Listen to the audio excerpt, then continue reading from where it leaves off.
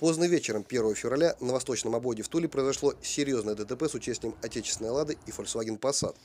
По предварительным данным, причиной автоаварии стало то, что один из автомобилей выехал на полосу встречного движения. Какой именно, предстоит выяснить сотрудникам ГИБДД. На месте ДТП водитель Volkswagen Passat заявила, что на встречку вылетела «Лада», а находившегося за рулем отечественного авто 32-летнего мужчину госпитализировали до приезда сотрудников госавтоинспекции. Поэтому на момент публикации новости его версия случившегося была неизвестна. Где дорога?